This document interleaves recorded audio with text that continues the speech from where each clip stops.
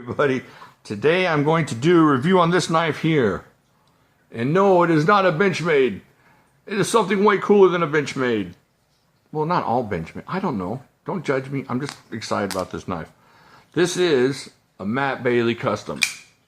Oh, it hurts so bad. Look at that thing. Unbelievable. You cannot even believe how cool this knife is.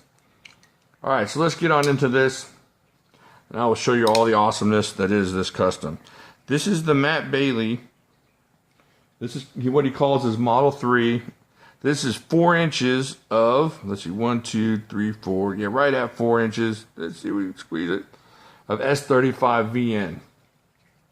I'll tell you a little thing. I've been looking at his knives for a long time.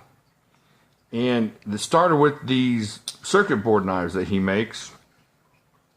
And they're really interesting to me. But the thing is, if you don't jump on his knives, then you're probably not going to get a second chance for a while.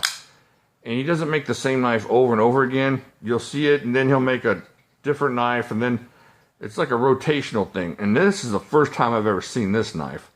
So I had to get on that because I didn't know when I was going to see it again.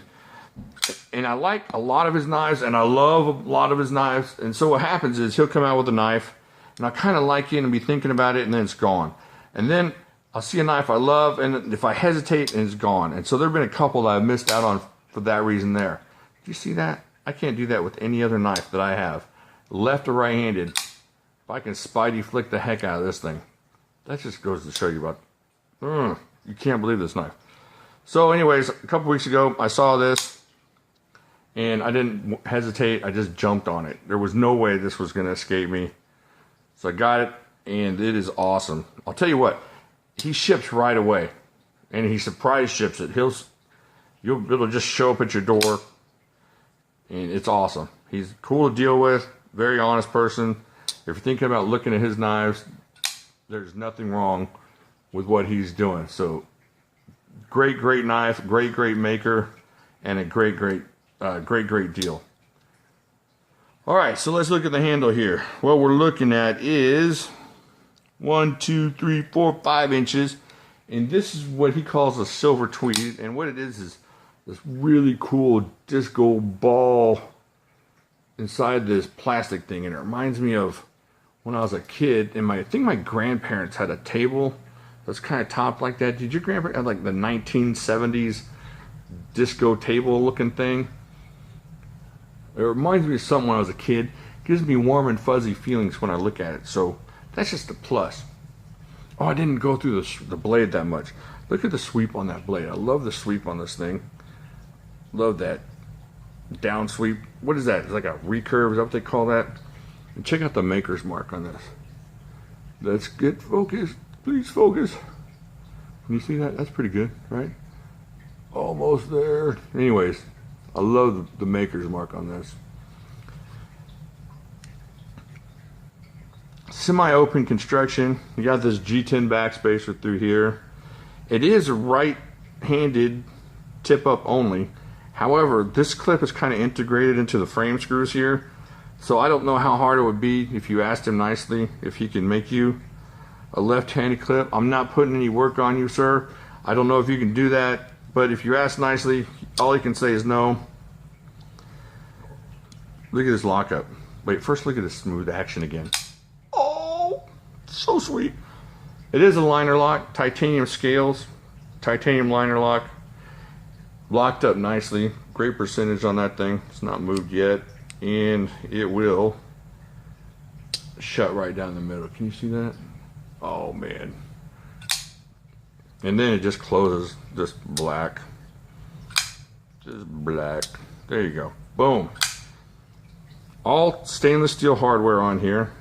Very cool pivot. I like that pivot. It's a little bit raised, so that's kind of cool. The one issue I have is there is not dual thumb studs. And while I can Spidey flick this thing now, I've been doing it for a while, so I got a little callus built up there. It took a while. I would have liked the option to have that left-handed thumb stud. So if y'all know how to do that, I might get in touch with him, but I don't want to anger him because I'm going to get more knives from him for sure. So, just check that out. This thing cuts like unbelievable. Check this blade out. I mean, this thing came this sharp. Just like a laser. This thing is just, oh man. Put an edge on this thing like you can't believe. That's not me. I didn't say I put an edge on it. He put an edge on it. So it came to me that way. Super sharp, super cool. Let's get the scale out and see what this bad boy weighs. All right, here. Turn this on. So you're looking at 6.14 ounces. My European friends. See if we can get there without too much trouble. 174 grams. So it's a little bit heavy, but it's kind of in that ZT 560, 550 range.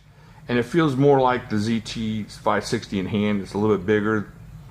And it's just well balanced. You don't feel like, oh, this knife weighs 6 ounces. I've carried it a couple times. It doesn't feel super heavy in the pocket. The clip is not going to rip your pocket out. It gives you just enough to keep it secure there without pocket ripping action. And I've been thinking, well, you know, it's real important to compare your knife to something else so people can kind of get an idea. And I can't think of anything to compare it to. I don't have anything in my inventory that would compare to without insulting this guy. So it's just an amazing knife. A large blade, super smooth action, different scales. You know, you don't see that kind of coloring and stuff on a custom knife a lot, and that was what really kind of drew me to it. I mean, I would have bought this thing in black, you know, G10 or whatever. I just like the way it feels, but I like the fact that it came in a little bit different with that silvery color. So that was cool. All right, let me put this down just for a second and think for a second.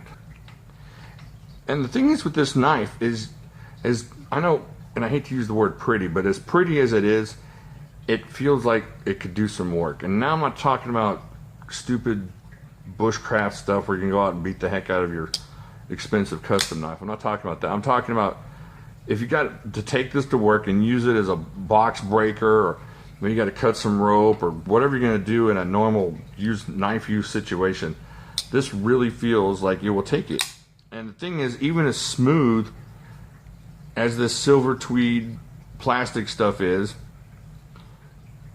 it's not going to go anywhere in your hand because of how well built it is. You got a perfect grip here.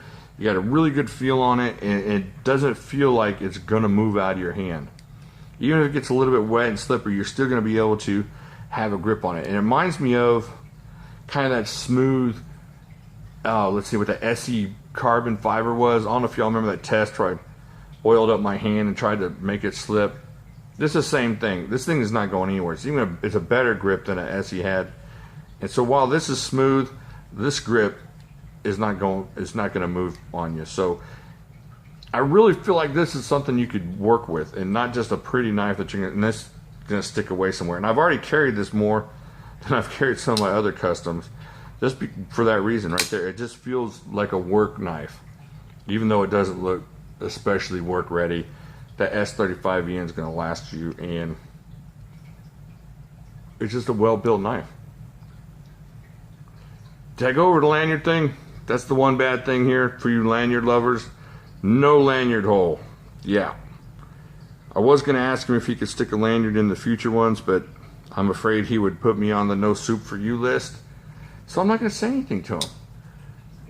I'm just going to be super happy with the knife. Now, this is one of the few knives that I've ever had that not having a lanyard is not bothersome to me. So I'm not worried about it. I don't pull it out and go, oh, where is my lanyard going to go? But this is just one of the few knives. This knife is so amazing. And I flicked this thing open and closed, I don't know how many times now. I mean, enough to build up a callus on my finger over here for spider flipping. Or spidey flicking. Not spider flipping. But it's super smooth. No play. No at all. It's super locked up. And he carbonizes the top of that frame, or that liner lock, so you don't have to worry about it wearing down. It doesn't stick. No stick at all. This thing is just, everything about this thing is just about perfect. I can't think of anything bad to say besides the extra thumb stud. I would like an extra thumb stud on there. But besides this thing is just an amazing knife. If you see something of his you like, just jump on it. If this is my first one of his, and if this is anywhere close to what he can do with all his other stuff, then you're getting a great deal for his blades. And they go fast, so just jump on them. I've never seen one up for resale that I can think of, no. Or I might have bought that one. So these are just the kind of knives you just keep forever. Super happy with it. I guess you can tell that. Like here, subscribe here. Let me know what you think down here. If you've seen his knives before, what do you think of them? What do you think of this one? Get over to Facebook if you get a chance. We're all talking over there, having fun. All the links are down here to Facebook and whatnot. And I guess I'll talk to y'all later.